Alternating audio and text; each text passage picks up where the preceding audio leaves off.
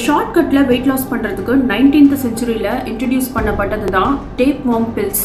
அழகான தமிழ்ல சொல்லணும்னா நாடா புழு மாத்திரை. 19th செஞ்சுரியில இருந்த லேடிஸ் முக்காவாசி பேர் இந்த டேப் வார்ம் பில்ஸை எடுத்துக்கிட்டாங்க. ஸோ பேசிக்கா இந்த டேப் வார்ம் பில்ஸ் என்ன பண்ணோம்னா நம்ம வயிற்றுக்குள்ள போய் ஒரு நல்ல இடமா பார்த்து செட்டில் ஆயிடும். கொஞ்ச நாள் கழிச்சு அந்த முட்டையில இருந்து லார்வேஸ்லாம் வெளியில வந்து நம்ம சாப்பிடக்கூடிய உணவெல்லாம் அது சாப்பிட ஆரம்பிக்கும். ஸோ இந்த மாத்திரை எடுத்துக்கிட்ட லேடிஸ் எல்லாம் நல்லா சாப்பிடலாம், நிறைய சாப்பிடலாம், ஆனா குண்டாகாம சாப்பிடலாம்.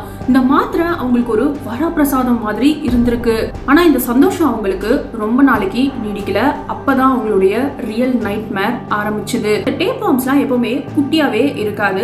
30 ஃபீட் வரைக்கும் இது வளரும். இது வளர வளர நம்ம சாப்பிடுற உணவு மட்டும் அதுக்கு பத்தாம நம்ம உடம்புக்கு தேவையான நியூட்ரிஷனையும் சேர்த்து அதை அப்சர்வ் பண்ண ஆரம்பிக்கும். இதனால அவங்க மால் நியூட்ரிஷனுக்கு ஆளாகிறது, ஆர்கன்ஸ்லாம் டேமேஜ் ஆகிறது, ஒரு சில பேருக்கு இறப்பு வரைக்கும் கூட இது கொண்டு போய் விட்டுருக்கு. அண்ட் ஒரு சில பேருக்கு இந்த லார்வேஸ்லாம் பிளட் ஸ்ட்ரீம்ல கலந்து மூளைக்கு ரீச் ஆயிடுச்சுன்னா கதை முடிஞ்சுது.